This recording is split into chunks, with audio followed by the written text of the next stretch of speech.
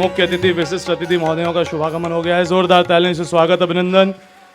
देव मंच पर दीप प्रज्वलन के साथ इस क्रम का शुभारंभ हम सब करने जा रहे हैं। ओम अग्नेय सुपथाराय अस्मान् देवायुनानि विद्वान् युयोधस्मज्जुहुरानुमेनो भूयिष्ठां तेन मौक्तिं विधेम। नमोस्तु गुरुवे तस्मै गायत्री रूपिणे सदा यस्य वागमृतं हन्ति विषं संसारसंज्ञकम्।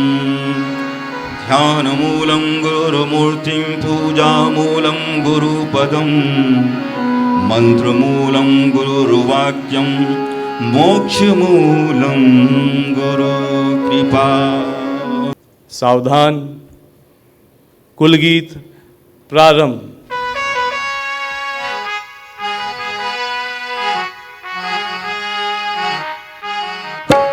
मानवीय उत्थान का जो अनवरत आधार है, मानवीय उत्थान का जो अनवरत आधार है, देव संस्कृति विश्वविद्यालय सृजन का द्वार है। देव संस्कृति विश्वविद्यालय सृजन का द्वार है।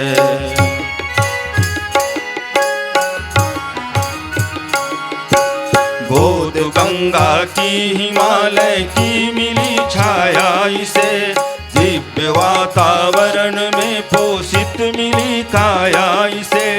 कुल पिता का है वरस्ता स्नेह संरक्षण यहाँ, कर्म की मिलती उन्हीं से प्रेरणा हर क्षण यहाँ। कर्म की मिलती उन्हीं से प्रेरणा हर क्षण यहाँ। कुल जनन की दिव्य मृदु ममतामयी रसधार है, देव संस्कृति विश्वविद्यालय सृजन का द्वार है। देव संस्कृति विश्वविद्यालय सृजन का द्वार है।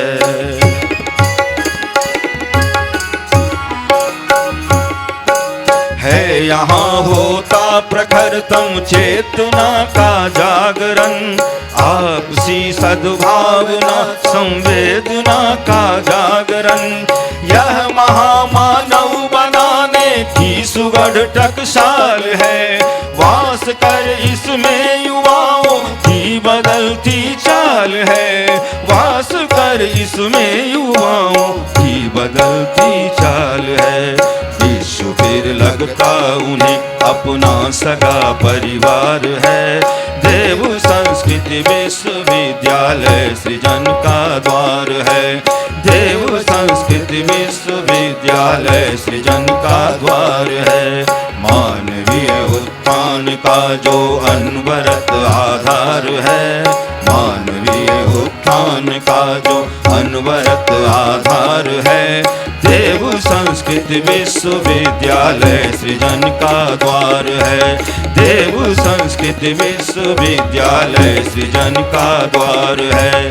देव संस्कृति विश्वविद्यालय सृजन का द्वार है।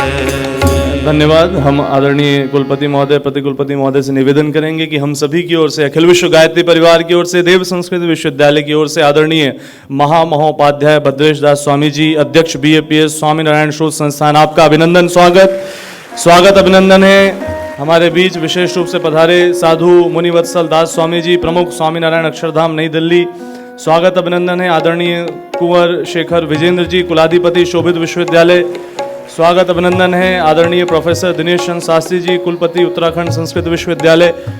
और इस अवसर पर पधारे हमारे सभी विभिन्न संस्थानों के प्रमुख, हमारे विभिन्न प्रतिनिधि जो यहाँ पधारे, एक बार करतल ध्वनि के माध्यम से जोरदार तालियों से सभी का स्वागत, सभी का अभिनंदन, बहुत बहुत धन्यवाद। सभी से निवेदन है कृपया स्थान ग्रहण कर लें। वैश्विक समस्याएं सनातन समाधान विषय पर विशिष्ट परिचर्चा के लिए हम सब एकत्र हुए हैं और इसका शुभारंभ करते हुए हम एक ऐसे व्यक्तित्व जिन्होंने विशेष रूप से संस्कृत के क्षेत्र में, भाषा के क्षेत्र में, देववाणी के क्षेत्र में बहुत ही विशिष्ट योग्यता अर्जित कर भारत के एक नामी व्यक्तित्व के रूप में शोध के क्षेत्र में विशिष्ट उपलब्धि हासिल की है। हम सभी का सौभाग्य है कि कुलपति उत्तराखंड संस्कृत विश्वविद्यालय आदरणीय प्रोफेसर दिनेश चंद्र शास्त्री जी हम सबके मध्य हैं। विशिष्ट अतिथि उद्बोधन के लिए हम आदरणीय प्रोफेसर शास्त्री जी को आप सबकी तालियों के बीच में आमंत्रित करते हैं। आदरणीय प्रोफेसर शास्त्री जी। ओम भूर्भुवः स्वः तत्सवितुर्वरेण्यं भर्गो देवस्य धीमहि धियो यो नः प्रचोदयात्। ओम नमो ब्रह्मणे नमस्ते वायो त्वमेव प्रत्यक्षं ब्रह्मासि त्वामेव प्रत्यक्षं ब्रह्म वदिष्यामि ऋतं वदिष्यामि सत्यं वदिष्यामि तन्मामवतु तद्वक्तारमवतु अवतु मामवतु वक्तारम्। ओम शांतिः शांतिः शांतिः। इस गुरुवर की पवित्र तपस्थली गायत्री तपोवन के रूप में ये देव संस्कृति विश्वविद्यालय के पवित्र प्रांगण में सभागार में समुपस्थित आज जो राष्ट्रीय संगोष्ठी है वैश्विक समस्याएं सनातन समाधान, इस विषय पर जो अपना आशीर्वाद देने के लिए यहाँ पर उपस्थित हैं, परम श्रद्धेय अपने चिन्मय पंड्या जी के नेतृत्व में जिनकी मंच पर उपस्थिति है, अक्षरधाम शोध संस्थान के जगत प्रसिद्ध सन्यासी और उस शोध पर अक्षर पुरुषोत्तम दर्शन की स्थापना करने वाले साधु भद्रेश दास जी और उनकी टीम के सभी सदस्य, यदि नाम लूँगा तो समय का अतिक्रमण हो जाएगा, और शोभित विश्वविद्यालय के कुलाधिपति जी और इस विश्वविद्यालय के कुलपति शरद भाई साहब और कुल सचिव जी और अन्य जो भी व्यवस्थाओं में यहाँ लगे हुए हैं, और मेरे सामने बैठे हुए राजभवन की टीम के मेंबर के रूप में हमारे भाई डॉक्टर चमोली जी एवं अन्य सभी ज्ञात अज्ञात प्रतिभागीगण छात्रगण। सौभाग्य की बात है कि हम वैश्विक समस्याओं का समाधान रखना चाहते हैं, और गुरुवर ने आज से दशकों पूर्व ये बात हमको बता दी थी कि विश्व की समस्याओं का समाधान यदि हम करना चाहते हैं तो उसके लिए आपको विचार परिवर्तन करना होगा। तो विचार क्रांति का उन्होंने सूत्रपात किया। वेदों के 20,500 मंत्रों में से मात्र एक मंत्र को लेकर के विश्व की सारी समस्याओं का समाधान गुरुवर ने जो प्रतिपादित किया, चाहे आपकी पर्यावरणीय समस्या हो, आपका इकोसिस्टम डिस्टर्ब हो रहा हो, चाहे आपकी प्राकृतिक आपदाएं हों, जनसंख्या का जो घनत्व है जो विस्फोट के रूप में विश्व के सामने आ रहा है, प्राकृतिक संसाधनों का चाहे दोहन हो, ऊर्जा की समस्याएं हों, और सामाजिक और आर्थिक जो असमानता है, जो समानता नहीं देखने को मिल रही, और विश्व में जो आर्थिक अस्थिरता है, और जो आपका मजहबी उन्माद है आतंकवाद के रूप में जो दिखाई देता है, आदि आदि जो वैश्विक समस्याएं हैं, उन वैश्विक समस्याओं का समाधान विचार परिवर्तन से है। और वो विचार परिवर्तन मात्र एक गायत्री मंत्र है, जिसके कारण गुरुजी ने सारी समस्याओं का समाधान हमारे सामने रखा है। यह परम पवित्र मंत्र, इसका देवता सावित्री है, इसका देवता सविता है। आध्यात्मिक दृष्टि से परमपिता परमात्मा इसका अर्थ है, आधिदैविक दृष्टि से इसका अर्थ सूर्य है, और फिर यदि मैं इसको भौतिक दृष्टि से यदि मैं ये कहूँ, जो भी किसी भी वस्तु का उत्पादक तत्व है वो उसका सविता है। ये तीनों मीनिंग लेकर के गुरुजी ने वैश्विक समस्याओं का समाधान हमारे सामने रखा। ये पवित्र, इसको वेद माता कहा गया। अथर्ववेद के 19वें कांड में इसको वेद माता के नाम से कहा गया। स्तुता मया वरदा वेद माता प्रचोदयंताम पावमानी द्विजानाम आयुः प्राणम प्रजाम पशुम कीर्तिम द्रविणम ब्रह्मवर्चसम मह्यम दत्वा व्रजत ब्रह्मलोकम। अब इस मंत्र में गायत्री वेद माता के माध्यम से क्या क्या चीजें प्राप्त होती हैं। एक तरफ विश्व की समस्याएं हैं, विश्व की समस्याओं के आलोक में हमको भौतिक उन्नति भी प्राप्त हो रही है और हमको आध्यात्मिक उन्नति भी प्राप्त हो रही है, हमको मसल पावर भी प्राप्त हो रही है, स्पिरिचुअल पावर भी हमको प्राप्त हो रही है, श्रेय मार्ग भी हमको प्राप्त हो रहा है और प्रेम मार्ग भी हमको प्राप्त हो रहा है।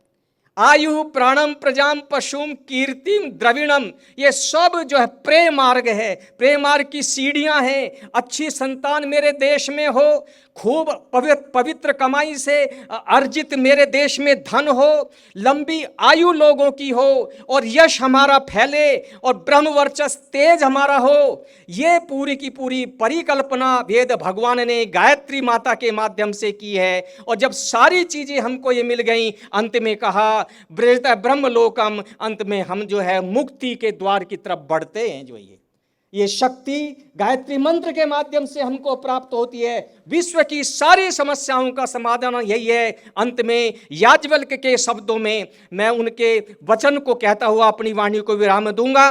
यन मनसा मनुते तद वाचा वदति, यद वाचा वदति तद कर्मणा करोति, यत कर्मणा करोति तद अभिसंपद्यते। हमारा जैसा मन होगा वैसे ही हमारी वाणी होगी, जैसी हमारी वाणी होगी वैसा ही हमारा कर्म होगा और जैसा हमारा कर्म होगा वैसा ही हमको फल प्राप्त होगा।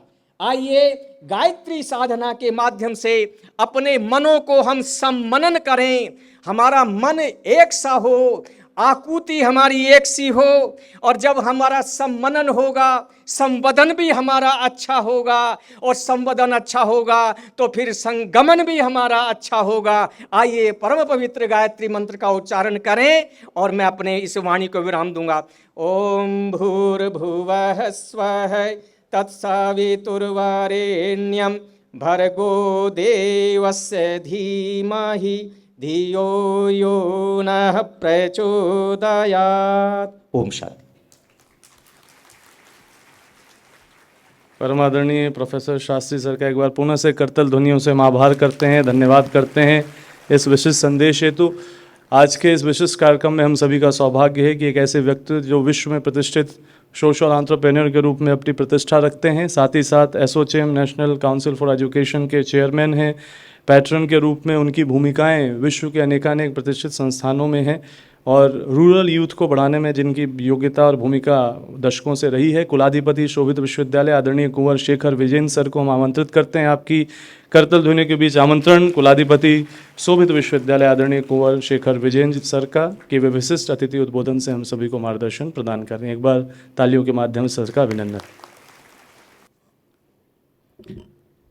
मेरे लिए सौभाग्य का विषय है कि आज मैं इस पावन धरती पर आया हूँ और उसके लिए मैं अपने भाई और आज के इस कार्यक्रम के अध्यक्ष और अखिल विश्व गायत्री परिवार के संरक्षक पांड्या जी को बहुत बहुत धन्यवाद देता हूँ कि उन्होंने आज मुझे यहाँ आमंत्रित किया।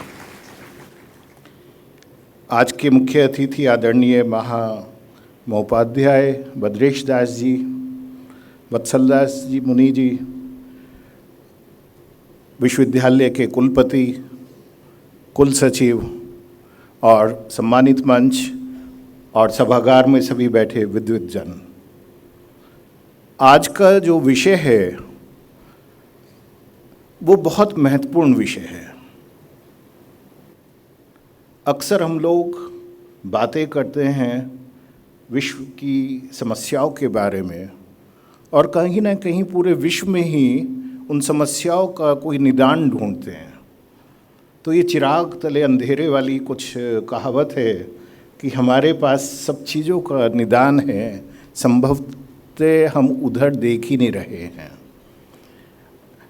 वैश्विक समस्याएं और भारतीय समाधान, इस पर ये जो संगोष्ठी हो रही है, अंतर्राष्ट्रीय एक विचार हो रहा है, सम्मेलन हो रहा है वैश्विक तौर पर, इसके लिए सबसे पहले मैं विश्वविद्यालय को बहुत बहुत साधुवाद देता हूँ। बहुत हिम्मत चाहिए इस तरह के कार्य करने के लिए। तो मैं डॉक्टर पांड्या जी से कह रहा था कि कुछ पागलपन यदि ना हो तो हम कुछ बड़ा नहीं कर सकते हैं। और ये जो सामने बैठे हुए हैं, रिसर्च स्कॉलर्स बैठे हैं, प्रोफेसर्स बैठे हैं, यंग जनरेशन बैठी है, मैं आप सबको भी यही कहना चाहूँगा कि जब तक बियॉन्ड द बॉक्स नहीं सोचेंगे तब तक कुछ नया नहीं हो पाएगा। और वो बात हमें हमेशा परम पूज्य आचार्य श्री राम शर्मा जी के जीवन से लेनी चाहिए कि नया सोचोगे तो बड़ा होगा। और शायद इसीलिए उन्होंने कहा था कि यह युग ईश्वर का युग है। और जब उन्होंने ये कहा होगा यह युग ईश्वर का युग है, तो कहीं ना कहीं पीछे ये भी सोचा होगा कि हमारे वेद कहते हैं अहम ब्रह्मास्मि, मैं ही ब्रह्मा हूँ। और शायद सभी को ब्रह्मा बनाने की जो शुरुआत है वो वहाँ से हुई जब उन्होंने कहा ये युग ईश्वर का युग है, आप सब ब्रह्मा हैं, क्रिएटर्स हैं अपने अपने विश्व के, अपने अपने समाज के। और वो सारे क्रिएटर यदि मिल जाएं तो विश्व में कोई समस्या शायद ना बचे। अभी शास्त्री जी ने बहुत सी बातें कही। मैं संस्कृत का स्कॉलर नहीं हूँ, एक सोशल एंटरप्रेन्योर हूँ, एकेडमिशियन हूँ। पिछले 36 सालों से जीवन में एक ही उद्देश्य रहा है कि वहाँ सब उन छोटे छोटे गांव में जहाँ पे मैं पैदा हुआ, बड़ा हुआ, पला, वहाँ किसी को शिक्षा से वंचित ना होना पड़े, अवसर से वंचित ना होना पड़े। और उसी विषय पे काम भी कर रहे हैं। सनातन में पुरुषार्थ के 4 स्तंभ हैं: धर्म, अर्थ, काम, मोक्ष। यदि इनकी परिभाषा है, मैं आज उन्हें परिभाषित नहीं करूंगा क्योंकि मंच पे विद्वान बैठे हैं। मैं सिर्फ ये कहूँगा कि यदि हम परम पूज्य ने उनकी क्या परिभाषा दी है, सिर्फ उसी एक एक दो दो लाइन को भी पढ़ लें तो शायद सारी समस्याओं का हल हमें मिलता चला जाए। जब मैं सोच रहा था कि इन सारी समस्याओं के पीछे एक बड़ी समस्या क्या है, वो एक बड़ी समस्या है अच्छी शिक्षा का ना होना। एक टीचर थे, नाजी कैंप से बच के आ गए। He was a Israelian origin, was Israelian American teacher. Nazi camp से वो बच के आ गए, was one of the survivor. और जब वो वहाँ से बच आए, उन्होंने एक किताब लिखी, उसका नाम था टीचर एंड चाइल्ड। मैं अपनी बात को वहाँ से शुरू करना चाहता हूँ। और उस किताब में उन्होंने जो लिखा, शायद आज भी वो उतना ही रेलिवेंट है जो बहुत साल पहले लिखा गया था। I quote in English, I am suspicious of education.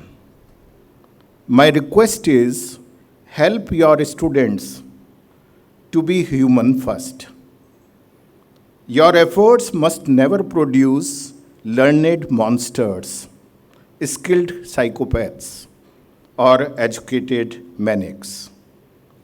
Reading, writing, spelling, history, and arithmetic are important only if they serve to make our students, our youth, our children more human. Unquote.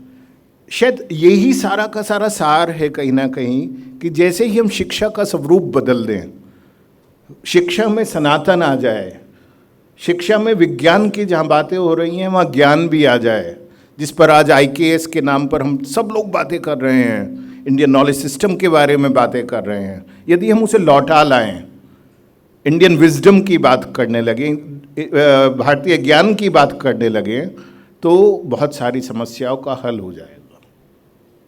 यहाँ क्योंकि बहुत सारे students बैठे हैं, मैं सिर्फ आप लोगों को एक बात कहना चाहता हूँ, वो ये है कि जो शिक्षा का पूर्ण उद्देश्य है, पिछले बहुत सारे सालों में हमने देखा है, वो है टू बिकम एम्प्लॉयबल, नौकरी मिल जाए। जबकि उद्देश्य क्या था? अहम ब्रह्मास्मि से शुरू हुआ था और मनुर्भव पर आके ख़त्म हुआ था। आप ही अपने ब्रह्मा हैं, इस बात को समझ लीजिए।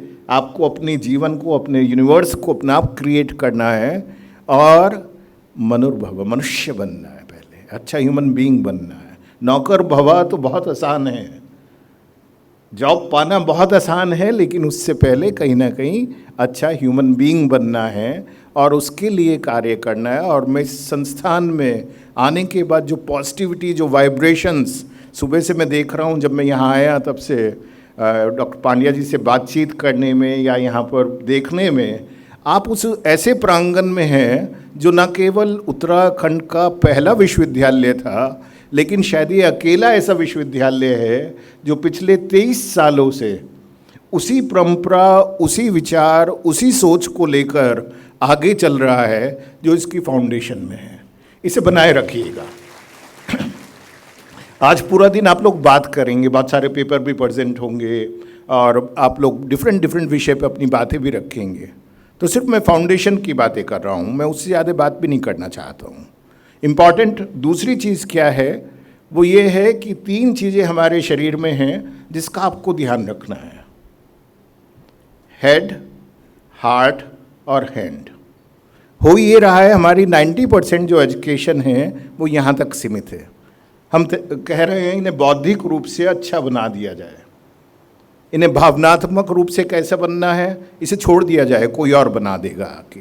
यहाँ सनातन का रोल शुरू होता है, यहाँ भारतीय शिक्षा पद्धति आती है, यहाँ भारतीय ज्ञान आता है, इंडियन विजडम की बातें आती हैं, जहाँ पहले कहा गया कि how to become a good human being, this is the first and most important thing, then everything else will be there. तो जहाँ आप हेड को लेकर अपने चिंतित हैं कि मेरे अंदर सारी इन्फॉर्मेशन आ जाए, सारी नॉलेज आ जाए, सब कुछ मैं सीख डालूं, लेकिन ध्यान रखिए यदि वो सब भर भी लिया हमने, तो जब तक यहाँ नहीं होगा एक अच्छा भावनात्मक, एक अच्छा इमोशनल और गुड ह्यूमन बीइंग नहीं बनेंगे तो वो सब बेकार है। और तीसरा है हैंड। हैंड क्या है? व्यवहारिकता, कौशल, जिसे आज हम पूरे देश में, पूरे विश्व में कह रहे हैं स्किल्स। स्किल पे भी बहुत ध्यान देने की आवश्यकता है। तो ये जो ब्रह्मा विष्णु महेश बैठे हैं ना, क्रिएटर, इंटीग्रेटर एंड डिसरप्टर, इन तीनों को जब हम साथ लेकर चलेंगे तो बहुत सारी जो समस्याएं हैं जिन पर आज पूरे दिन चर्चा होने वाली है, जिस पर आप अपने अपने बातें रखने वाले हैं, research papers you are going to present, तो मुझे लगता है कि वो सारी की सारी चीज़ें उसमें भी निकलेंगी। लेकिन ये एक बहुत छोटी सी बात है लेकिन बहुत इम्पॉर्टेंट है, और राष्ट्रीय शिक्षा नीति में भी अब इस पर हम बात कर रहे हैं। हम लोग इस विषय को लेके बातें कर रहे हैं, इसे इम्प्लीमेंट करने की कोशिश कर रहे हैं। दोबारा से मैं कह रहा हूँ, आप ऐसे संस्थान में बैठे हैं जहाँ ये न्यू एजुकेशन पॉलिसी आने से पहले से ये सब हो रहा है। बस इसका ध्यान रखना है और इसे आगे लेके जाना है। आज पूरा विश्व भारत की ओर देख रहा है। हो सकता है एक आधा कोई ट्रम्प हो, देख तो वो भी रहा है लेकिन वो दूसरी तरह से देख रहा है, लेकिन पूरा विश्व आज भारत की तरफ देख रहा है और वो समस्याओं के समाधान के लिए देख रहा है। वो कहता है यदि सस्टेनेबिलिटी इज़ ए इशू तो SDGs से नहीं होने वाला। हमें दोबारा से कहीं ना कहीं एक व्यवहारिक, मानविक विचार लाना होगा, जो आज हम भी देख रहे हैं, डिफरेंट जगह पढ़ले हो रही है। कहीं ना कहीं उसमें हमारा अपना लालच छुपा हुआ था, वो लालच ही वापस हमें मिल रहा है। सारा विश्व हमें देख रहा है, आर्थिक रूप से हमें देखता है, योगा में देखता है, मेडिटेशन में देखता है, स्पिरिचुअलिटी में देखता है, एथिक्स इन इकोनॉमिक्स पे जब बात होती है तो भारत के अर्थशास्त्र को वो देखता है। तो जो वो हमें देख रहा है हम उसे नहीं देख रहे हैं। हम कहते नहीं, हम तो कुछ और देखेंगे जो ऑक्सफोर्ड में होता है, हार्वर्ड में होता है, स्टैनफोर्ड में होता है, हम सिर्फ वहाँ देखेंगे, हमारे यहाँ जो होता है वो नहीं देखेंगे। तो ये जो complete conference of the day, it is devoted to that let us look first inside and after that let us look outside also, because that integration is also important, but most important is हमारे पास जो अपना है उसे एक बार दोबारा से दोहरा लें अपने जीवन में, और उस दोहराने का उससे अच्छा प्लेटफॉर्म जहाँ बैठे हैं नहीं मिलेगा। ये बात मैं कह रहा हूँ और मैं बहुत कन्विक्शन के साथ, सिंसियरिटी के साथ इसे कह रहा हूँ। इसे रोज़ाना अपने जीवन में थोड़ा सा ले आएँ, और जैसे ही आप लाएंगे आप देखेंगे कि समस्याओं का समाधान होने लगा। समस्याओं का समाधान ऐसा नहीं है कि कोई बैठ के पूरे विश्व का सुधारेगा। सिर्फ मैं अपनी समस्याएं भी यदि सुधार लूँ, मैं अपना विश्व, अपना जो मेरा यूनिवर्स है उसे अच्छा बना लूं तो सबका यूनिवर्स बहुत अच्छा हो जाएगा। मैं साधुवाद देता हूं विश्वविद्यालय को, धन्यवाद देता हूं डॉक्टर पांड्या जी को कि उन्होंने मुझे मौका दिया कि मैं यहाँ आऊँ और कुछ ज्ञान मैं भी प्राप्त करूं आप सबसे। आप सबका बहुत बहुत अभिनंदन, बहुत धन्यवाद। हम सभी आदरणीय कुंवर शेखर विजयन सर का बड़े ही हृदय से आभार करते हैं इस विशिष्ट अतिथि उद्बोधन और एवं मार्गदर्शन के लिए। एक बार पुनः से करतल ध्वनियों से सर का बहुत बहुत आभार है। वैश्विक समस्याएं सनातन समाधान, जब इस विषय पर हम चर्चा कर रहे हैं तो निश्चित ही एक बात स्पष्ट है कि आध्यात्मिक दृष्टिकोण और चिंतन लेकर दशकों से कार्य कर रही ऐसी संस्थाएं जिन्होंने अपना सर्वस्व इस ऋषि चिंतन को समर्पित किया है, उनकी एक महत्वपूर्ण भूमिका इस क्रम में होती आई है और होती रहेगी। हम सभी का सौभाग्य है कि संस्कृत भाषा के एक अत्यंत प्रतिष्ठित विद्वान व्यक्तित्व, जिन्होंने विशेष रूप से स्वामी नारायण भाष्य लिखा, जिनके उपनिषद, भगवत गीता, ब्रह्म सूत्र पर किए गए प्रकाशन अपने आप में बड़ा ही महत्व रखते हैं और जिनके कार्यों के आधार पर उनकी गुणवत्ता को, उनके कार्यों को पूरा विश्व जानता है, ऐसे अध्यक्ष BAPS स्वामी नारायण शोध संस्थान आदरणीय महामहोपाध्याय भद्रेश दास स्वामी जी हम सभी के मध्य मुख्य अतिथि के रूप में पधारे हैं।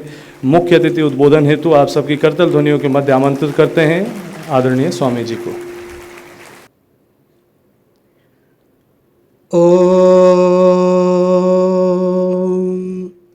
शन्नो मित्रशं वरुणः शन्नो भवत्वर्यमा शन्न इन्द्रो बृहस्पतिः शन्नो विष्णुरुक्रमः नमो ब्रह्मणे नमस्ते वायो त्वमेव प्रत्यक्षं ब्रह्मासि त्वामेव प्रत्यक्षं ब्रह्म वदिष्यामि ऋतं वदिष्यामि सत्यं वदिष्यामि तन्मामवतु तद्वक्तारमवतु अवतु माम् अवतु वक्तारम्।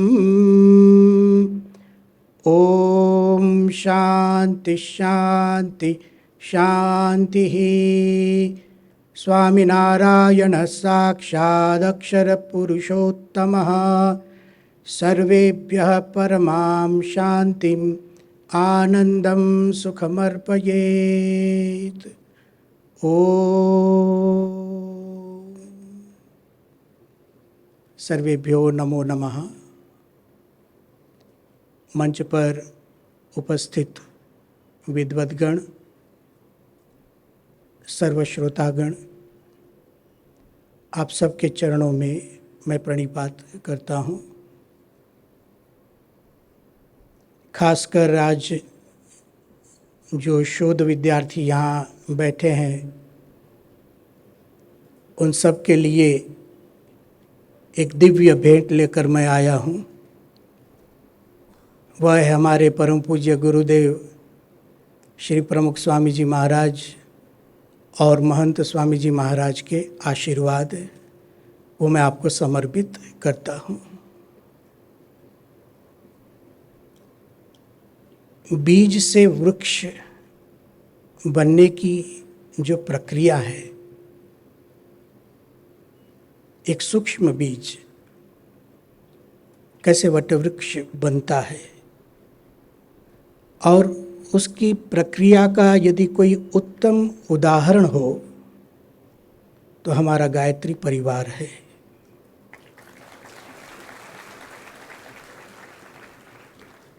एक परिश्रम की फलश्रुति क्या हो सकती है, एक शुद्ध भाव की फलश्रुति क्या हो सकती है, और विश्व सेवा के संकल्प की फलश्रुति क्या है, उस फलश्रुति के एक उत्तम उदाहरण रूप स्थल में हम लोग एकत्रित हुए हैं।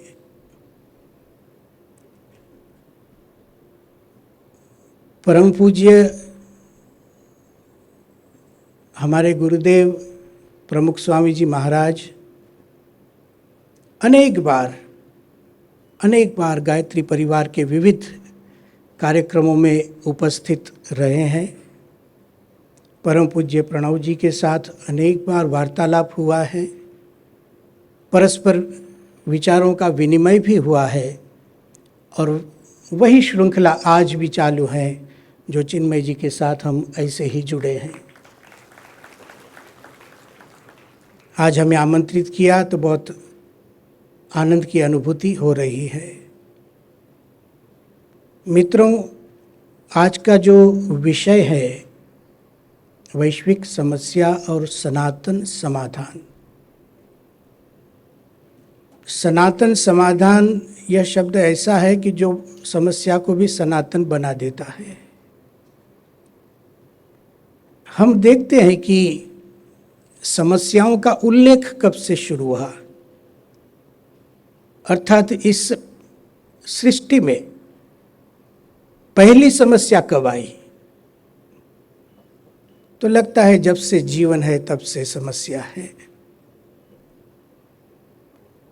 और यदि हम यह समझने का प्रयत्न करें कि समस्या कोई समस्या हम जिस अर्थ में मानते हैं, पीड़ित होना, उद्विग्न होना,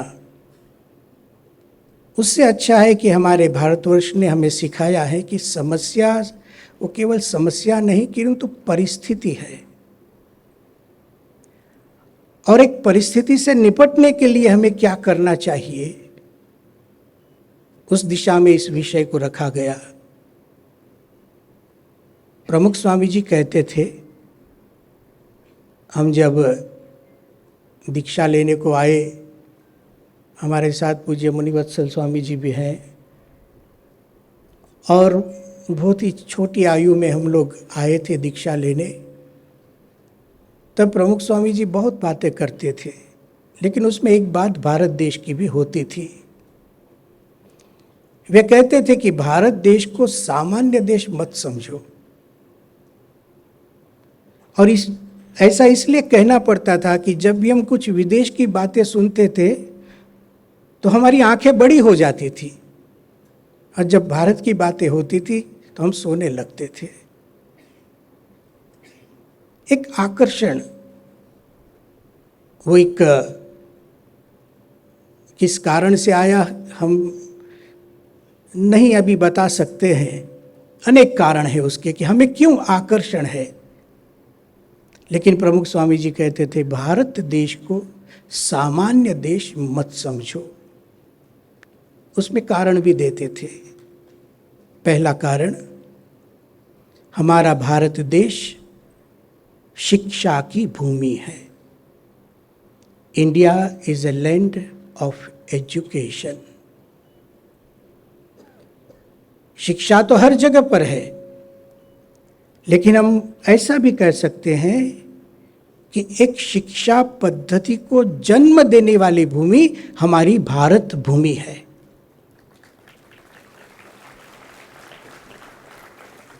दूसरी बात प्रमुख स्वामी जी कहते थे, भारत देश एक शोध की भूमि है। India is a land of research.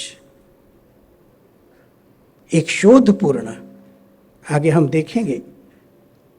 और तीसरी बात करते थे प्रमुख स्वामी जी कि भारत भूमि एक अध्यात्म की भूमि है। India is a land of spirituality. शिक्षा, शोध और अध्यात्म लगता है कि मानव जीवन के लिए पर्याप्त है। और यह तीन आयाम जहां पर भी है, वह भूमि उन्नत भूमि होती है, वह भूमि श्रेष्ठ होती है, उदाहरणीय होती है।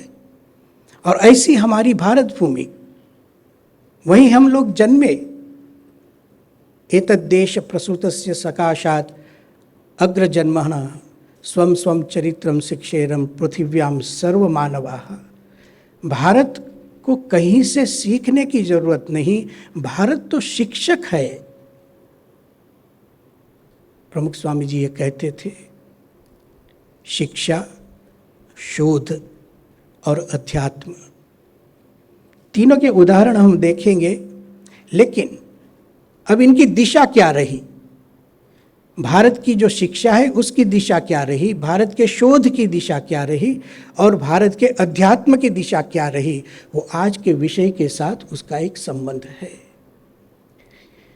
चाहे शिक्षा एजुकेशन क्यों ना हो, चाहे रिसर्च क्यों ना हो, स्पिरिचुअलिटी की बात क्यों ना हो, भारत देश की एक ही दिशा रही है, सनातन समाधान। देखिए, प्रत्येक प्राणी, केवल मनुष्य ही नहीं, प्राणी, जहां भी प्राण है, जो जीवित है, प्रत्येक प्राणी दुख मुक्त होना चाहता है। प्रत्येक, हम जीव जंतुओं से लेकर पशु पक्षियों से लेकर मनुष्य तक देखते हैं, आज हम स्वयं भी दुख से मुक्त होना चाहते हैं।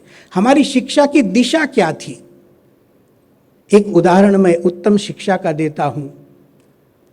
आज से कम 10,000 वर्ष पूर्व, ऐसे तो हमारी भारतीय श्रद्धा वेदों को अपौरुषेय मानती है और नित्य मानती है, और वही हमारा सिद्धांत है। तथापि आधुनिक भाषा में हम कहें तो कम से कम आज से 10,000 वर्ष पूर्व का एक वाक्य है, अधीहि भगवः, भगवान मुझे पढ़ाइए, मुझे पढ़ाइए। ये पढ़ाने की बात तो भारत में 10,000 वर्ष से पूर्व भी थी। यह वाक्य है सामवेद का, और सामवेद का जो छांदोग्य उपनिषद, उसका जो 7वां अध्याय, जिसको भूम विद्या कहते हैं, उसका पहला ही यह वाक्य है, अधीहि भगवः, अधीहि मुझे पढ़ाइए। यह सिद्ध होता है कि India is a land of education. आप मुझे बताइए, आप सोचिए, आज से 10,000 पूर्व विश्व में कौन सी गगन के नीचे ऐसी भूमि थी जहां पढ़ने पढ़ाने की बात हो रही थी? भारत को छोड़कर सोचिए। अरे भूमि तो ऐसी थी जहां लोगों को, मनुष्य को यह भी पता नहीं था कि मैं मनुष्य हूं। हाँ, यह उसे पता था मैं हूं, यह भी उसे पता था मैं जीवित हूं, यह भी उसे पता हो रहा था कि मैं बुभुक्षित हूं, मुझे खाना चाहिए, मुझे फिरना चाहिए। उसे यह भी पता था कि मैं सुख चाहता हूं, और वह सुख के लिए प्रयत्न भी कर रहा था, लेकिन उसे यह नहीं पता था कि मैं मनुष्य हूं। ऐसे समय में भारत में मनुष्य की बात, तो मनुर्भव की जो बात हमें बताई अभी कंवर शेखर जी ने, मनुर्भव, ये भी देखो, भारत देश एक ऐसा देश है जहां विश्व में एक मनुष्य तक की पहचान अपने आप की नहीं थी। उस समय में यह संस्कृति संपूर्णतः विकसित थी। अधीहि भगवः, मुझे पढ़ाइए। शब्द तभी बनते हैं जब उसके अर्थ प्रसिद्ध हो। इसका मतलब ये हुआ कि उस समय अधीहि, अध्ययन शब्द का प्रयोग किया, तो अध्ययन अध्यापन परंपरा जीवित थी, एस्टैब्लिश्ड सिस्टम थी। 2 तरह के अध्ययन होते हैं, एक स्वाभाविक शिक्षा, नेचुरल एजुकेशन, और दूसरी व्यवस्थापित शिक्षा पद्धति जो ऑर्गेनाइज्ड होती है। आज हम जो बैठे हैं जिस शिक्षा संकुल में, देव संस्कृति विश्वविद्यालय में, एक व्यवस्थापित शिक्षा पद्धति और एक नेचुरल एजुकेशन सिस्टम होती है। जैसा हम बोलना सीखे, जन्म से जो सीखे, जिसको मातृभाषा कहते हैं, वो एक स्वाभाविक शिक्षा है। किसी वर्गखंड में उसकी शिक्षा नहीं होती है, हम सीख जाते हैं। और आज हमें पूछे कि आपको किसने भाषा सिखाई? सिखाई अवश्य है किसी ने, लेकिन समाज ने सिखाई, अर्थात किसी एक व्यक्ति को गुरु के रूप में हम नहीं स्वीकारते हैं। जब हम बोलना सीखे, कितना अच्छा बोलते हैं अपनी मातृभाषा में, और इसलिए अच्छा बोलते हैं कि किसी इंस्टीट्यूशन में नहीं सीखे। और ये जन्म से ही माँ बाप किसी अपने पुत्र को, पुत्री को किसी एजुकेशन सिस्टम में डाल दे कि जाओ वहाँ जाके बोलना सीखो, तो मुझे लगता है कि आज तक बोलना नहीं आता हमें। एक नेचुरल एजुकेशन होता है, हम चलना सीखे, देखकर ही सीखे हैं, लेकिन नेचुरल है। लोगों को देखा आसपास में, चलना सीख गए, कितना अच्छा चलते हैं। क्या कोई चलने के लिए किसी इंस्टीट्यूशन में जाते हैं?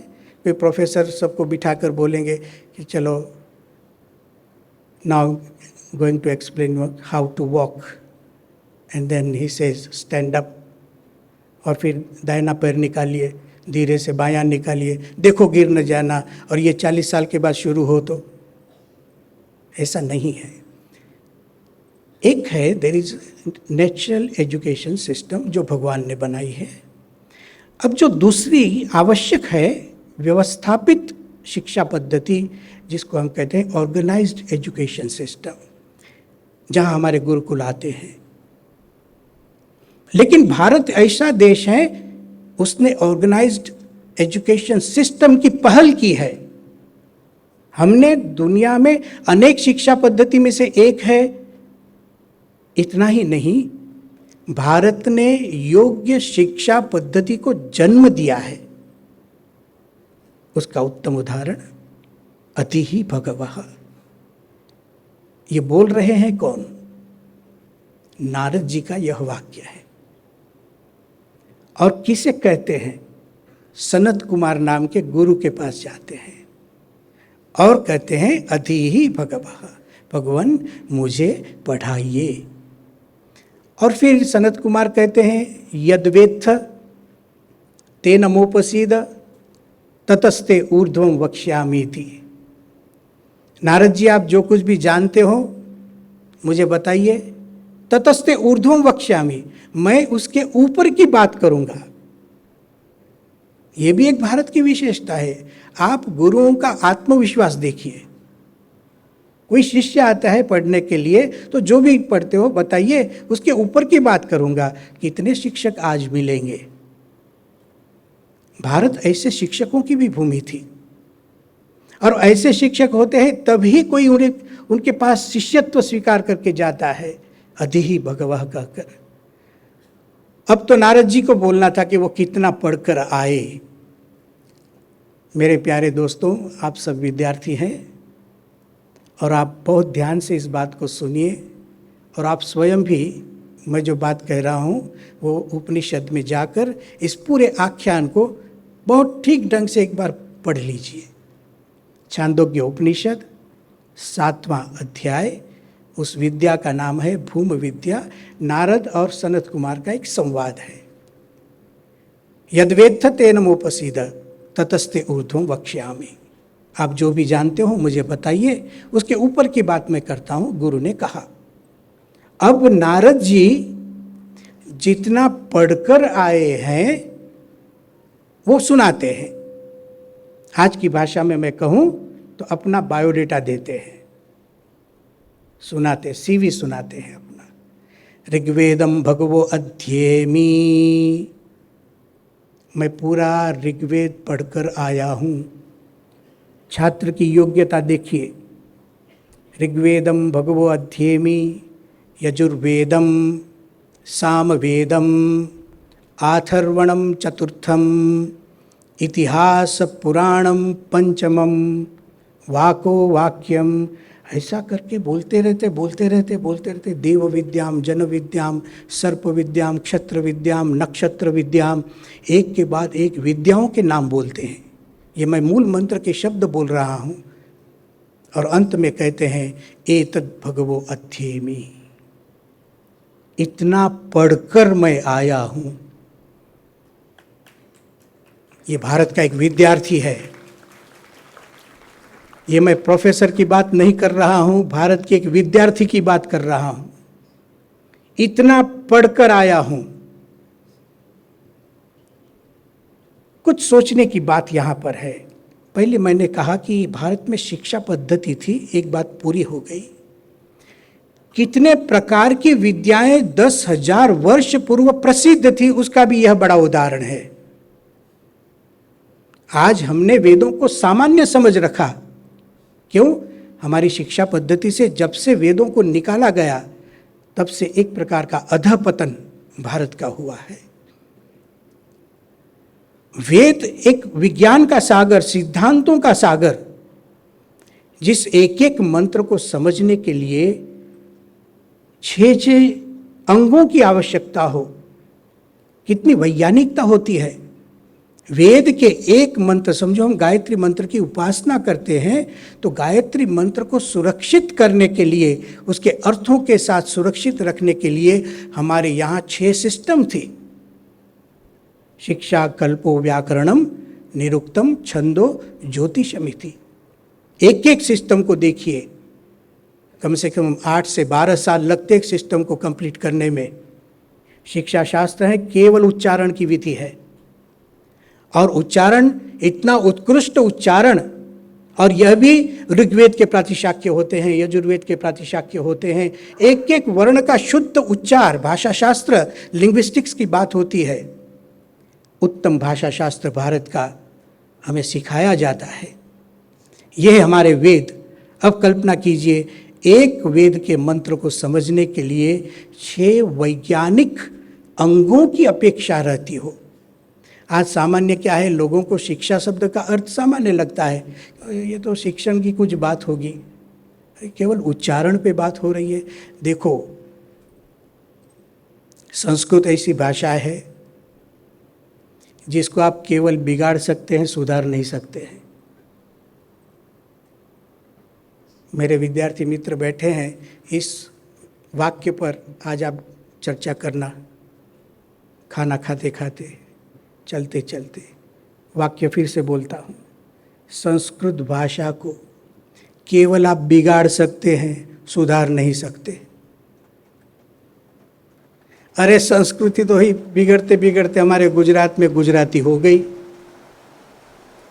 संस्कृति तो बिगड़ते बिगड़ते महाराष्ट्र में मराठी हो गई। एक उत्तम भाषा का निर्माण एक देश की प्रभुत्व का एक बहुत बड़ा लक्षण है। भारत एक शिक्षा की भूमि। नारद जी ने कहा, एतत् भगवो अध्येमि, मैं इतना पढ़कर आया हूं। लेकिन उसके बाद का जो वाक्य है, वह यहां जो विषय लिखा गया उस विषय के साथ संलग्न होता है। इतना पढ़ने के बाद नारद जी ने कहा, एतत् भगवो अध्येमि सोहम शोचामि। इतना पढ़ने के बाद भी मैं दुखी हूं। एक बात यहां समझने जैसी है, चाहे हम कितनी लौकिक विद्या को प्राप्त क्यों न करें, जीवन में दुख तो आएगा। और उसका भी एक उत्तम उदाहरण हमारे नारद जी है। इतना पढ़ने के बाद दुखी, ये तो हमारी बात हो गई, हम पढ़ने वाले हैं और पढ़ते पढ़ते दुखी होते हैं। पहले पढ़ने के लिए दुखी होते हैं, फिर पढ़ते पढ़ते दुखी होते हैं, और पढ़ने के बाद नौकरी न मिले तो फिर से दुखी होते हैं। दुख तो चालू है। नारद जी ने कहा, सोहम भगवो शोचामि तन्माम शोकस्य पारम तारयतु। मुझे एक इस दुख के सागर में से बाहर निकालिए। देखो, एक सनातन समाधान की दिशा हमारे शिक्षा की दिशा थी। एक पढ़ा हुआ व्यक्ति, एक पंडित पढ़ने के लिए जाता था, ये हमारा भारत देश है। और तब सनत कुमार ने कहा, नारद जी, आप जिन विद्याओं की बात करते हैं कि मैं इतना पढ़कर आया हूँ, नामे वेतत्। अरे आपको तो केवल नाम आते हैं, विद्या तो अभी पता ही नहीं है विद्या क्या है। कितनी बड़ी बात है। और फिर सनत कुमार जी ने जो उपदेश दिया, भूमेव तत् सुखम नाल्पे सुखम अस्ति भूमा त्वयो विजिज्ञासितव्यः। जो सबसे महान है, भूमा का मतलब जो सबसे महान है, सर्वोत्कृष्ट है, वही सुख है। नाल्पे सुखम अस्ति, और उससे न्यून जो कुछ भी है, कहीं पर भी सुख नहीं। जब तक हम परमात्मा को नहीं पाएंगे, दुख जीवन में से कभी दुख मिटेगा नहीं। भारत की शिक्षण की दिशा परमात्मा थी। नारद जी का उदाहरण हमने देखा।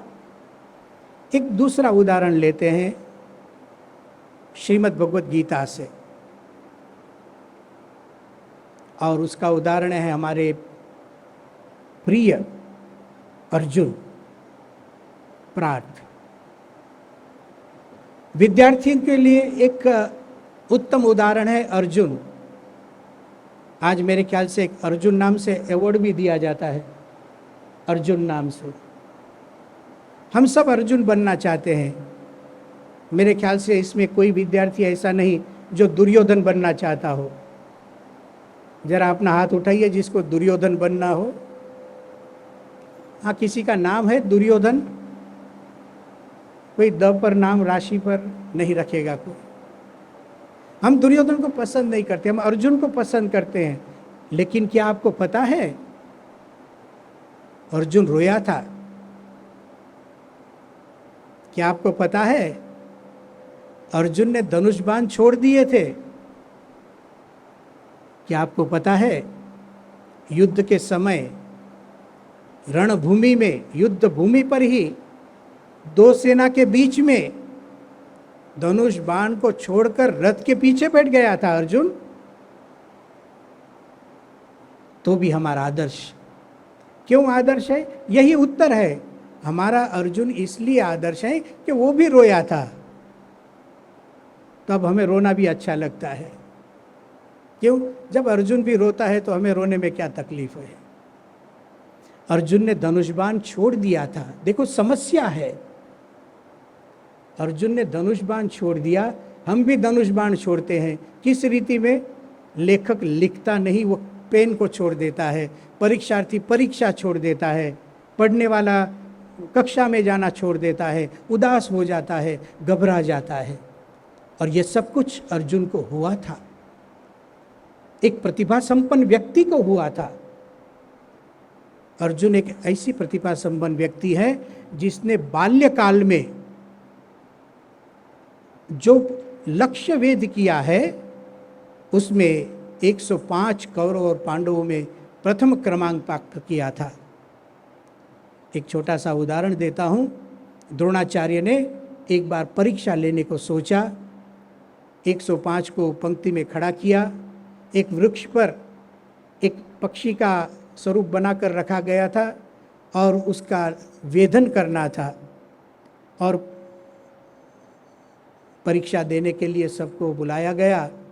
पहले युधिष्ठिर आए।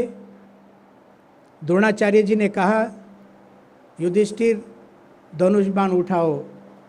युधिष्ठिर ने उठाया। द्रोणाचार्य ने कहा, अब निशान लगाओ। कि लगाया। बताओ क्या देख रहे हो?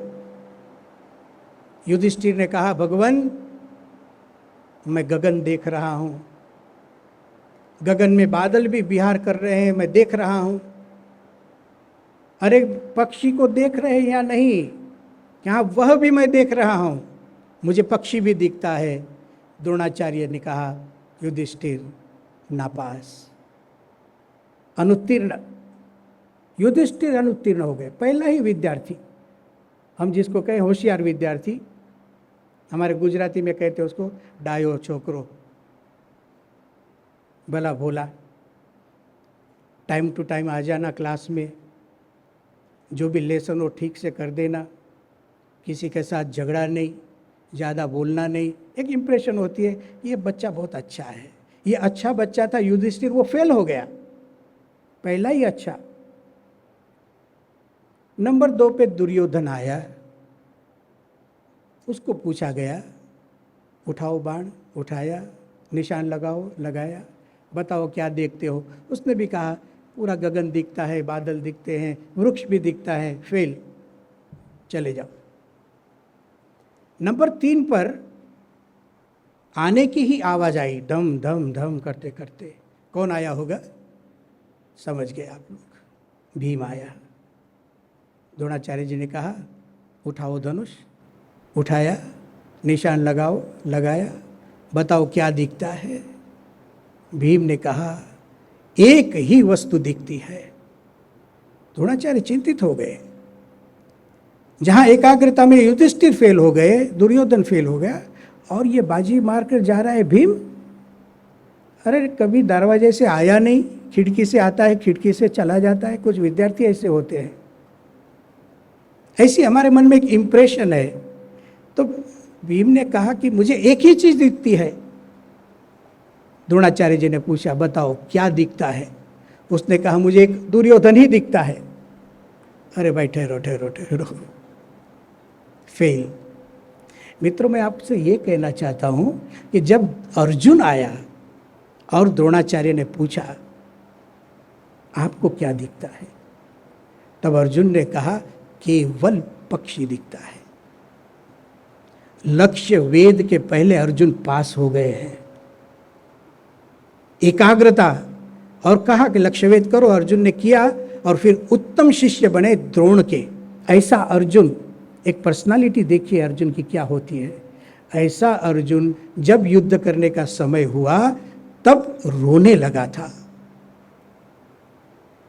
देखो, हम लोग पर्सनालिटी के लिए काम करते हैं, लेकिन इमोशंस एंड पर्सनालिटी, ये दोनों में जब संघर्ष होता है तो याद रखिए कि हम मनुष्य हैं, हम संवेदनशील हैं, हमें इमोशंस के साथ काम करना है। हम डर जाते हैं, हम रोने लगते हैं, बिछड़ जाते हैं। अब तब अर्जुन ने क्या किया?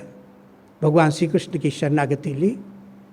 कार्पण्य दोषोपहत स्वभावः पृच्छामि त्वां धर्म सम्मूढ़ चेताः यच्छ्रेय स्यात् निश्चितं ब्रूहि तन्मे शिष्यस्तेहं शाधिमां त्वां प्रपन्नम। भगवान, मैं आपका शिष्य हूँ, आप मुझे उपदेश दीजिए। देखो, नारद जी के जीवन में भी दुख था, वो गुरु के पास गए, शिक्षा प्राप्त की और सुख की प्राप्ति हुई। अर्जुन के जीवन में भी दुख आया, वो भगवान श्री कृष्ण रूपी गुरु के पास गए, उन्होंने गीता रूपी ज्ञान प्राप्त किया, उनको भी सुख प्राप्त हो गया। आज के विषय में अंत में मैं यह कहना चाहता हूँ, जीवन एक संघर्ष का ही पर्याय है। जातस्य ही ध्रुव मृत्युर ध्रुवम जन्म मृतस्य च तस्माद् अपरिहार्येर्थे न त्वं शोचितुम् अर्हसि। जो अपरिहार्य है उस परिस्थिति का स्वीकार कर लेना चाहिए। जितना हम स्वीकार करना सीख जाएंगे, अपने आप दुख कम होगा। प्रमुख स्वामी जी कहते हैं, हमारी जीवन की समस्याओं के उकेल के रूप में, समाधान के रूप में हमारे यहाँ 3 वस्तुएं प्रसिद्ध है। एक हमारे शास्त्र, उसमें श्रद्धा रखिए, शास्त्र का पठन कर वहाँ से मार्गदर्शन प्राप्त कीजिए, वेदों से लेकर आज तक के वैदिक शास्त्र। दूसरी संस्था है जो हमें समाधान, समस्या से समाधान की प्रेरणा देती है, वो है हमारे मंदिर। अनेक मंदिर है भारत में, जहाँ कहाँ भी हम जाएंगे भगवान का दर्शन करना है, भगवान की भक्ति, भगवान की उपासना, मन की स्थिरता, और भगवान ही सर्वकर्ता हरता है। भगवान जो करते हैं वो मेरे अच्छे के लिए करते हैं। तो मंदिर में जाना, शास्त्र, मंदिर। और तीसरी बात है संत।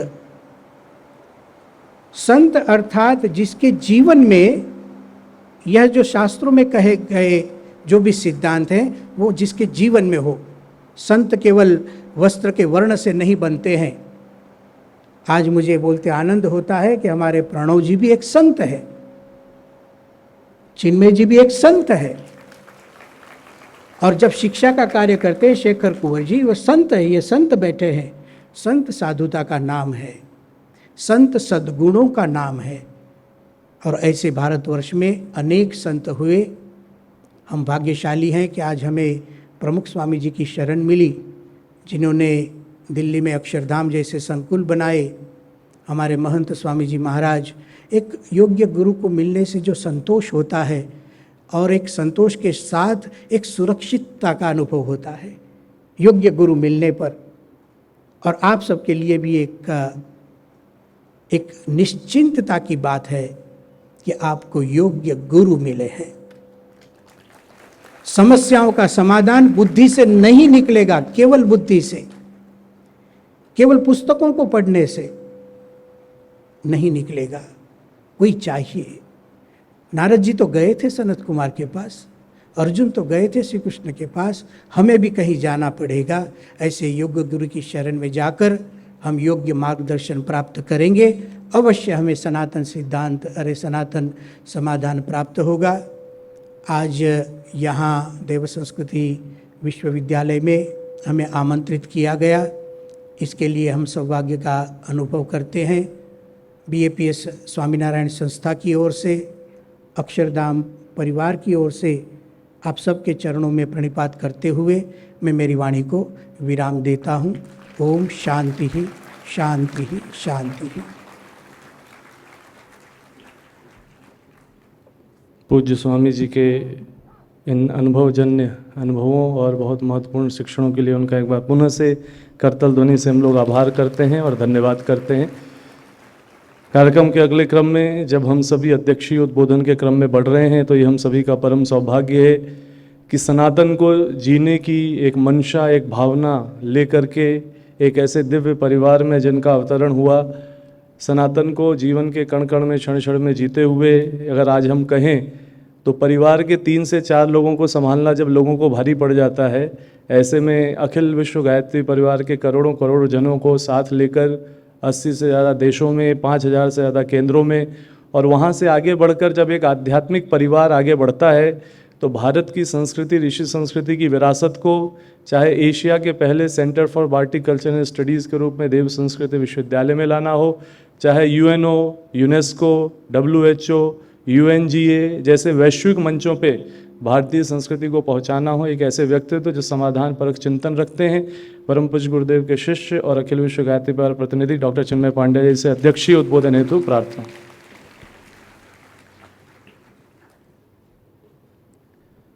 बहुत धन्यवाद गोपाल।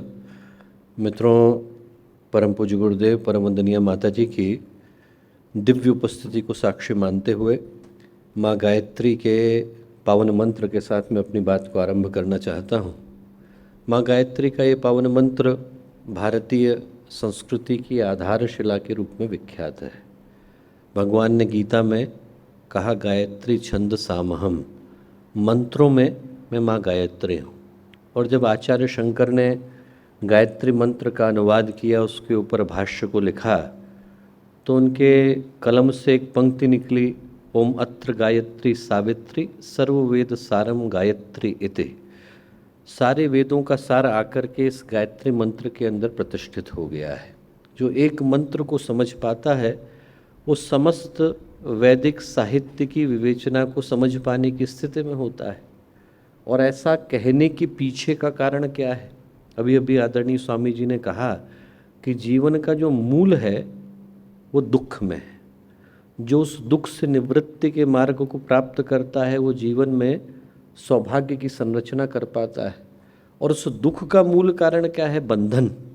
और बंधा कौन है? मन। मन एवं मनुष्याणाम कारणम बंध मोक्षयो। ये मन ही मनुष्य के बंधने का, ये मन ही मनुष्य की मुक्ति का आधार है। एक कहानी आती है कि एक व्यक्ति था, रेगिस्तान में ऊँटों के काफिले को लेकर के जाता था।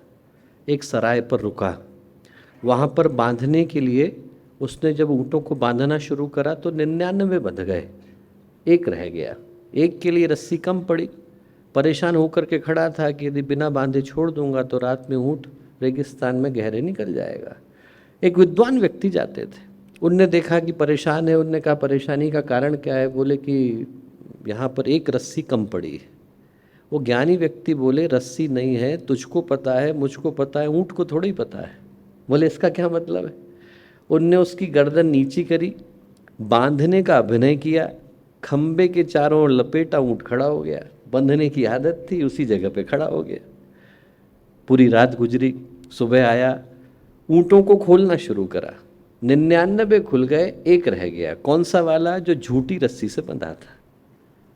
वो फिर से परेशान होकर के ज्ञानी व्यक्ति के पास गया, उनको बताया, सहला लिया है, डंडा मार लिया है, अपनी जगह से हिल नहीं रहा है, जबकि रस्सी वहाँ है ही नहीं।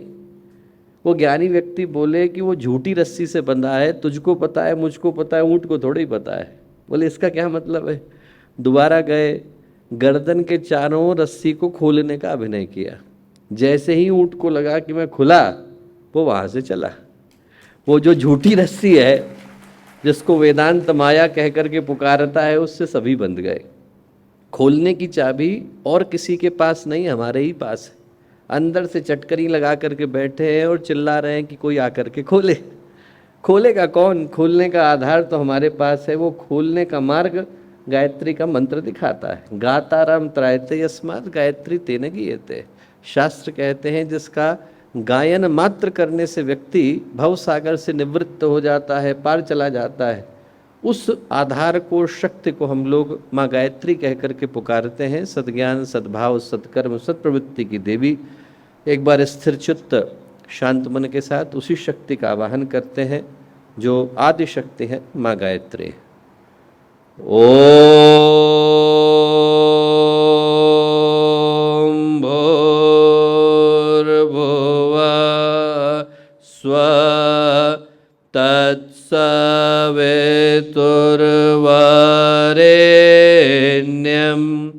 भर्गो देवस्य धीमहि धियो यो नः प्रचोदयात्।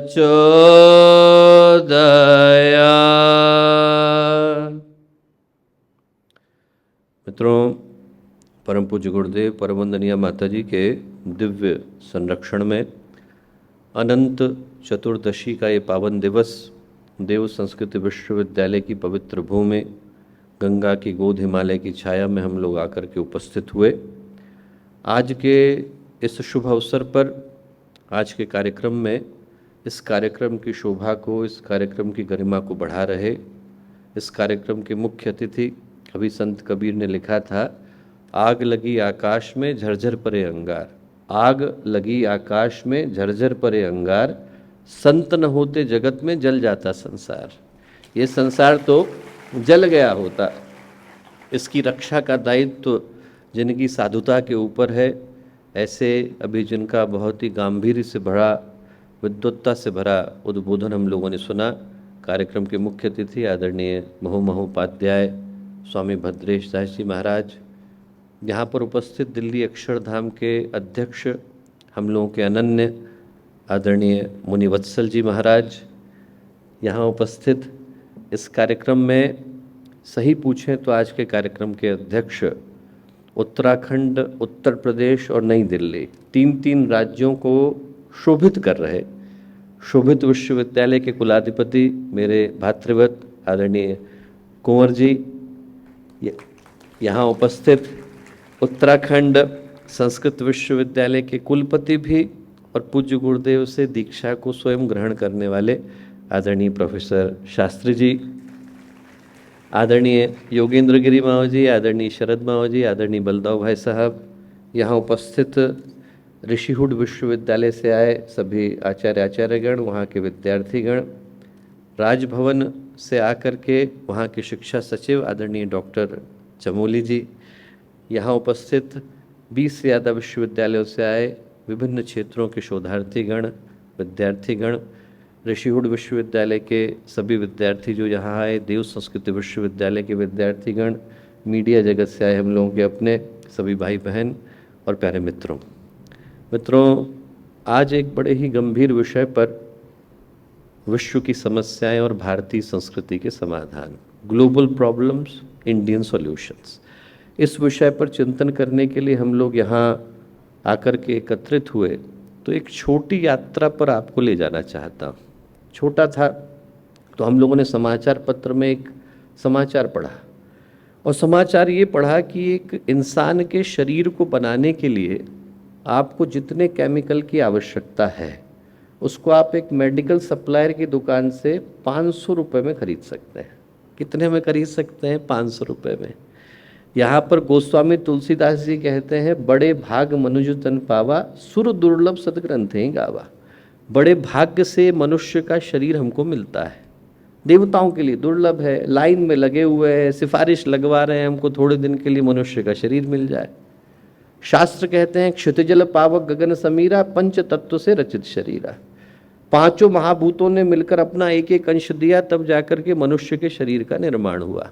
और जिसने शास्त्रों को नहीं भी पढ़ा है वो मनुष्य भी इस शरीर की कामनाओं की पूर्ति के लिए, तृष्णाओं वासनाओं की पूर्ति के लिए हत्या करने को तैयार है, हिंसा अपराध दुष्कर्म करने के लिए तैयार है, अपनी ही नज़रों में गिरने के लिए तैयार है।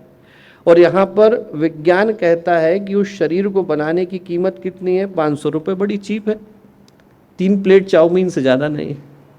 और यदि ये 500 रुपये पिछले 20 वर्षों में बढ़ कर के 2000 हो गए हों इन्फ्लेशन के कारण, तो भी हम लोग एक रेस्टोरेंट की इवनिंग के डिनर से ज़्यादा कीमती नहीं।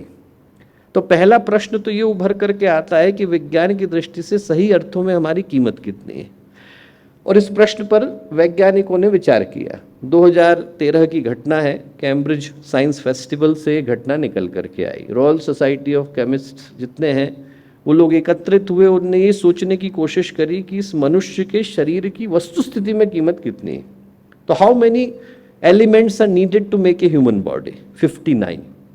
कार्बन है, हाइड्रोजन है, नाइट्रोजन है, ऑक्सीजन है, कैल्शियम है, फास्फोरस, ये मिलकर के 99.1% शरीर का निर्माण करते हैं। उसमें से 61% तो ऑक्सीजन ही है, 61% तो हम लोग गैस हो गए। हम लोगों को गुब्बारे की तरह से उछल उछल के चलना चाहिए था, पर ऐसा होता नहीं है।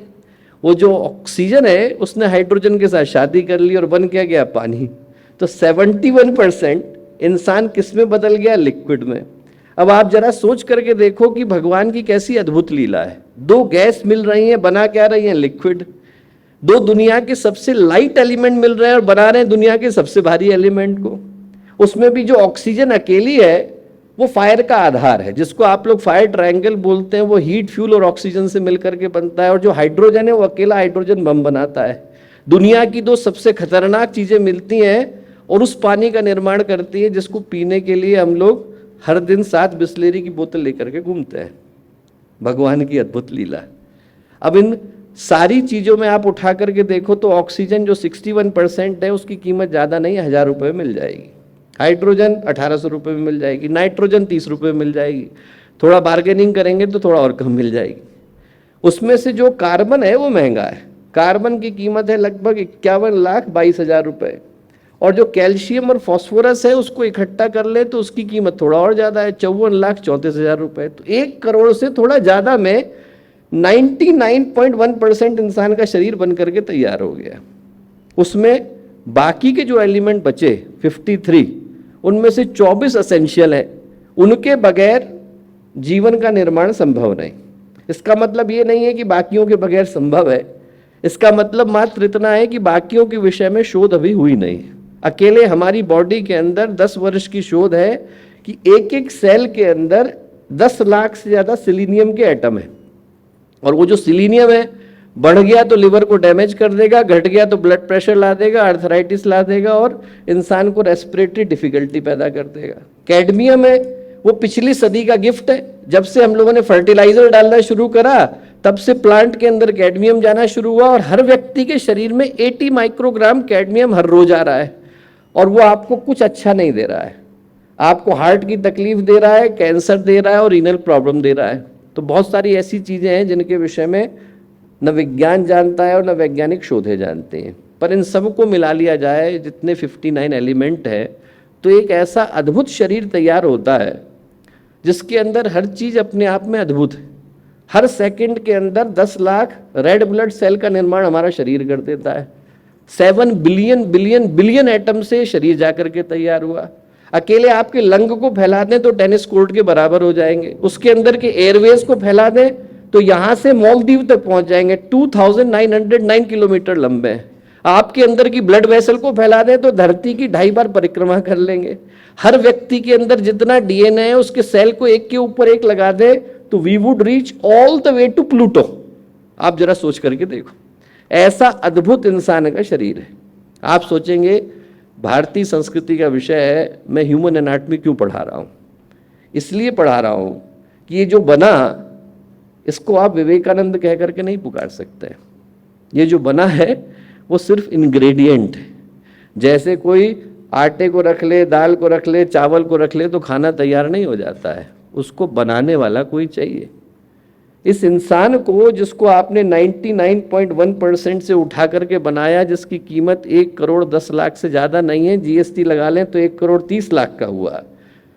दिल्ली में एक 2 बेडरूम के अपार्टमेंट से ज़्यादा इस शरीर की कीमत नहीं है।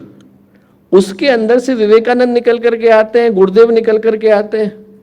वो देने की क्षमता इस भारत की भूमि ने पैदा करी। पहली बार यदि किसी के मन में चिंतन आया, कस्वम कोहम कुत आयातः कामे जन्नी को में ताता, मैं हूं कौन, मेरा यहां पर होने के पीछे का उद्देश्य क्या है। लाखों पैदा हो रहे हैं, लाखों मर रहे हैं, उनके मरने के पीछे का उद्देश्य क्या है। किसी न किसी के मन में तो ये प्रश्न आया होगा कि what is the reason for me to exist. वो प्रश्न पूछने वाली भूमि भारत की भूमि थी। सबसे पहले इस चिंतन को देने वाली अयम निजः परोवेति गणना लघु चेत साम उदार चरता नाम तो वसुधैव कुटुंबकम कहने वाली भूमि भारत की भूमि थी। आप कहीं चले जाइए, दुनिया के किसी कोने में जाकर के इस बात को, इस सत्यता को अनुभव करिए। आदरणीय स्वामी जी स्वामी नारायण संस्था से आए, जो उनके लगभग 80 देशों में मंदिर है। आप उनसे पूछ करके देखिए, आप हिरोशिमा चले जाइए, होनोलुलु चले जाइए, हवाई चले जाइए, कहीं जाकर के पूछेंगे तो हर व्यक्ति सत्य को जानता है कि अध्यात्म को जन्म देने वाली भूमि भारत की भूमि थी। और जगहों पे अध्यात्म पहुंचा, उससे पहले अध्यात्म ने आकर अपना स्थायी निवास स्थान भारत की भूमि को बनाया। और अध्यात्म को छोड़ दीजिए, भगवान का पता बताने वाली भूमि भारत की भूमि थी। बाकी के धर्म पूछते हैं कि भगवान कहाँ है, और यहाँ पर उपनिषद शुरू होते हैं तो ऋषि कहते हैं ईशावास्य विदम सर्वम यत किंच जगत्याम जगत। पता क्या पूछ रहा है भैया, तू पते के अंदर बैठा है, हर जगह पर वही है, उसके अंदर हम लोग आकर के बैठे। सप्त ऋषियों से लेकर गुरुओं ने, सिखों के गुरुओं से लेकर जैनों के तीर्थंकरों ने, कबीर से लेकर शंकर ने, मीरा से लेकर बुद्ध ने, चैतन्य से लेकर गुरुदेव ने अपने जीवन से उस प्रकाश को जन्म दिया जिसका स्पर्श करने के बाद अपने जीवन की क्षुद्रताओं से प्रताड़ित इंसान भगवान बन जाता है। अंगुलीमाल को बुद्ध बनने का पथ दिखाने वाली भूमि भारत की भूमि थी। और इन बातों को मैं क्यों कह रहा हूं दोस्तों, इसलिए कह रहा हूं कि आज विश्व की जितनी समस्याएं हैं उनका समाधान ढूंढने के लिए व्यक्ति को सिर्फ अपने अंदर गहरे उतरने की आवश्यकता है। गुरुदेव ने जब अपनी आत्मकथा लिखी तो उसके पहले अध्याय में 3 सूत्र लिखे, और मेरी दृष्टि में पूरी की पूरी विश्व की समस्याओं का समाधान उन 3 सूत्रों में आ जाता है। भारतीय संस्कृति के आधारभूत सूत्र, आत्मवत् सर्वभूतेषु, हर जगह पर जिसे उसी भगवान के अहम ब्रह्मास्मि उस सत्य के दर्शन होते हैं, उसके जीवन में कहीं से विग्रह नहीं आ सकता। 350 वर्षों का इतिहास हम लोग उठा करके देखें, if we look at the history of last 350 years, what do we find, क्या देखने को मिलता है हमें ये देखने को मिलता है दोस्तों कि 350 सालों में सिर्फ 81 दिन ऐसे गए हैं जब ये मानवता कहीं पर लड़ाई में नहीं गुजर रही थी। और वो जो 81 दिन भी हैं उनमें से आधे से ज्यादा दिन तो कोविड की गिफ्ट है। मतलब आप ये सोचिए कि यदि बीमारी नहीं आई होती तो हम लोग लड़ ही रहे होते। और उन सारे के सारे युद्धों का समाधान कहाँ है, आत्मवत् सर्वभूतेषु, जिसको हर जगह पर भगवान के दर्शन होते हैं, उसके मन में लड़ने की कामना कैसे आएगी, आप जरा सोच के देखो। नामदेव रोटी बेल रहे थे, कुत्ता आया और रोटी छीन करके भागा। और कोई होता तो कुत्ते को डंडा लगाता। नामदेव चौके में गए, घी लेकर के आए, कुत्ते के पीछे भागे, बोले चुपड़ने तो दीजिए, सूखी खा रहे हैं आप जरा सोच के देखो। कुत्ते के अंदर भगवान के दर्शन की भावना, हर जगह पर भगवान के दर्शन की भावना, यदि वो चिंतन भारत की भूमि के अंदर नहीं होता तो आज पूरे विश्व को वो सोच दे पाना असंभव था जिसके आधार पर कल के विश्व का निर्माण होता है। मातृवत परदारेषु, जिसको दूसरी बहन के अंदर माँ के दर्शन होते हैं। छत्रसाल थे, भारत के राजा हुए, बड़े प्रसिद्ध हुए, हर गुरुवार को दरबार लगा करके बैठते थे, लोग आते थे दूर दूर से। एक बहन आई, उनसे बोली कि मैं ये चाहती हूँ, क्योंकि राजा थे, जो कोई मांगता उसकी इच्छा को पूरा करते थे। अब कैसे बोले कि सीधे आप मुझसे शादी कर लीजिए। तो उसने राजा छत्रसाल से ये कहा कि मेरा बड़ा मन है कि मेरा पुत्र आपकी तरह से हो। इनडायरेक्ट तरीके से ये कहा कि आप मुझसे शादी कर लीजिए, हमारा पुत्र हो, पुत्र होगा तो आपके जैसा होगा। और छत्रसाल ने क्या उत्तर दिया? छत्रसाल ने कहा कि बहन, यदि आपकी इच्छा है कि मैं आपसे विवाह कर लूं और हमारा पुत्र हो, तो 50% चांस है कि वो पुत्र मेरे जैसा होगा, 50% चांस है कि आपके जैसा होगा। आप यदि मुझे अभी ही अपना पुत्र मान लो तो 100% चांस है कि आपका पुत्र छत्रसाल ही होगा। ये भाव जिस भूमि से निकला, अभी अभी स्वामी जी ने एक बहुत प्यारी बात बोली कि शब्द तभी बनते हैं जब उनके अर्थ प्रसिद्ध होते हैं। और उस बात को आप जरा सोच के देखो, आत्मवत सर्वभूतेषु वहीं से निकला होगा जहाँ ये भाव विद्यमान होगा। मातृवत परदारेषु उसी जगह पे निकला होगा जहाँ ये भाव विद्यमान होगा। पर द्रव्येषु लोष्ठवत, हमें ना आप पे टैरिफ लगाने की जरूरत है ना आपको हम पे टैरिफ लगाने की जरूरत है। पर द्रव्येषु लोष्ठवत, जो मेरा है ही नहीं उसकी चिंता मैं कौन करने वाला होता हूँ। आप सोचिए कि जहाँ से ये भाव निकल करके आया वहाँ से दुनिया की सारी समस्याओं का समाधान निकल करके आता है। आज के दिन हमें गौरव को लेकर के जाने की आवश्यकता है। वो जो भारतीय संस्कृति है उसी के हस्ताक्षरों को आप कोने कोने में महसूस करते हैं। आप अफगानिस्तान चले जाएं तो अपगढ़ अफगानिस्तान बन गया, अजरबैजान चले जाएं तो बाकू के अंदर अग्नि देवता का मंदिर है, 3600 साल पुराना है। अंदर प्रवेश करते हैं तो संस्कृत में लिखा हुआ है ओम गणेशाय नमः। आप यदि स्वीडन के एकदम कोने में चले जाएं तो जिसको उपसला कह करके पुकारते हैं उपासना का स्थल है। आप यदि इधर की तरफ चले जाएं तो काष्ठ मंडप काठमांडू बन गया, मलयाचल के झोंके आते वाला मलेशिया बन गया, और इंडोनेशिया की तो राष्ट्रीय एयरलाइन का नाम गरुड़ है। वहाँ के सिक्के के ऊपर गरुड़ प्रकाशित होता है। वहाँ पर वहाँ के गवर्नर आए थे देव संस्कृति विश्वविद्यालय, उनने घटना सुनाई कि उनके यहाँ की जो मस्जिद थी, मस्जिद के ऊपर गरुड़ बने हुए हैं। तो वहाँ पर जब सऊदी अरब के राजा आए तो उन्होंने उनसे प्रश्न किया, उनने कहा कि साहब ये दोनों साथ साथ कैसे हैं। तो जो इंडोनेशिया के राष्ट्रपति थे उनने बड़ा प्यारा उत्तर दिया, उनने कहा ये हमारा धर्म है और वो हमारी संस्कृति है। धर्म बदल सकते हैं, संस्कृतियाँ नहीं बदलती। बेटियों की शादी हो जाती है तो बेटियों का सरनेम बदल जाता है, बेटी नहीं बदल जाती। वो जो भारत की बेटियां हैं वो पूरी दुनिया में ब्याही हैं और एक न एक दिन तो लौट के मायके आना ही। तो हम लोग प्रार्थना यही करते हैं कि आज के दिन वो समस्याएं जो सारे विश्व को प्रताड़ित करती हैं उनका समाधान इसी भारत की भूमि से निकल करके आए। इन बातों को आपने इतने धैर्य के साथ सुना, उसके लिए बहुत सारी शुभकामनाएं, मंगल कामनाएं। हम बड़े ही भावपूर्वक परमादरणीय डॉक्टर चिन्मय पांडे जी के पुनः से करतल ध्वनि के माध्यम से धन्यवाद करते हैं और आभार करते हैं इस विशेष संदेश हेतु। आदरणीय महामहोपाध्याय भद्रेश दास स्वामी जी, अध्यक्ष BAPS स्वामीनारायण शोध संस्थान, आपको अखिल विश्व गायत्री परिवार की ओर से, शांति कुंज हरिद्वार देव संस्कृति विश्वविद्यालय की ओर से, परम पूज्य गुरुदेव परम वंदनीय माता जी की जन्म शताब्दी वर्ष 2026 निकट है, उनका ये देव स्थापना का दिव्य चित्र समर्पित कर रहे हैं और हम सभी अपनी करतल ध्वनियों के माध्यम से आपका आभार और धन्यवाद कर रहे हैं। इस विशिष्ट अवसर पर हम सभी के मध्य पधारने के लिए माँ गंगा का पवित्र जल, रुद्राक्ष की पावन माला आपको समर्पित है। साथ ही साथ आज के इस अवसर पर हमारे बीच पधारे साधु मुनिवत्सल दास स्वामी जी, प्रमुख स्वामीनारायण अक्षरधाम नई दिल्ली, विशिष्ट अतिथि के रूप में आप पधारे हैं। दो आध्यात्मिक परिवारों का ये मिलन है और इसमें शुभ भाव है, तो एक बार जोरदार तालियों से अभिनंदन। वैश्विक समस्याएं सनातन समाधान विषय पर आपका विशिष्ट मार्गदर्शन हमें मिला और परम पूज्य गुरुदेव द्वारा रचित नवयुग का संविधान 18 सूत्र जो हम सब के लिए पठनीय है, जीवन में अनुकरणीय है, वह विशेष स्मृति चिन्ह के रूप में आपको प्रदान किया जा रहा है।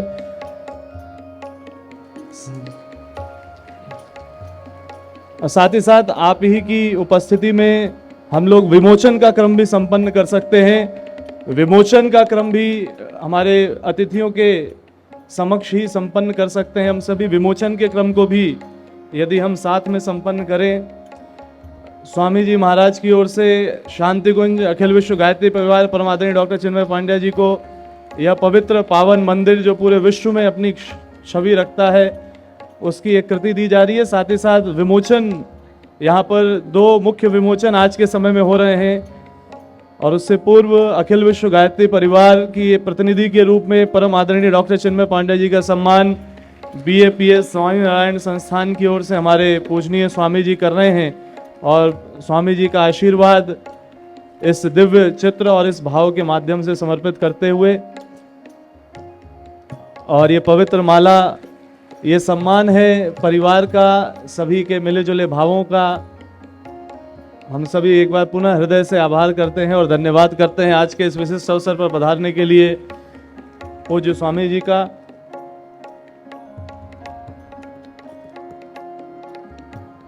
विमोचन का क्रम भी आपकी उपस्थिति में हम संपन्न करना चाहेंगे। हमारे देव संस्कृति विश्वविद्यालय में देव संस्कृति जर्नल ऑफ हिंदू स्टडीज का शुभारंभ हो रहा है। देव संस्कृति जर्नल ऑफ हिंदू स्टडीज के प्रथम अंक का यहाँ शुभारंभ हो रहा है। जोरदार तालियों से इसका अभिनंदन। हिंदू स्टडीज के क्षेत्र में अभिनव शोध और प्रकाशन इस माध्यम से किए जाएंगे। साथ ही साथ पॉजिटिव जर्नलिज्म, सकारात्मक पत्रकारिता का द्योतक हमारा department of journalism and mass communication के विद्यार्थियों की अभिनव पहल संस्कृति संचार के नए अंक को भी यहाँ पर प्रस्तुत किया जा रहा है। एक बार जोरदार तालियों से, करतल ध्वनियों से अभिनंदन है, आभार है और धन्यवाद है। शांति पाठ। ओम द्यौ शांति अंतरिक्षं शांति पृथ्वी शांतिरापः शांतिरोषधयः शांति वनस्पतयः शांतिर्विश्वे देवा शांतिर्ब्रह्म शांतिः सर्वगं शांतिः शांतिरेव शांतिः सामा शांतिरेधि। ओम शांतिः शांतिः शांतिः सर्वारिष्ट सुशांतिर्भवतु। हमारे YouTube चैनल शांति कुंज वीडियो गायत्री परिवार को सब्सक्राइब करें एवं बेल आइकन जरूर दबाएं ताकि गायत्री परिवार की विभिन्न गतिविधियों की जानकारी आपको मिलती रहे।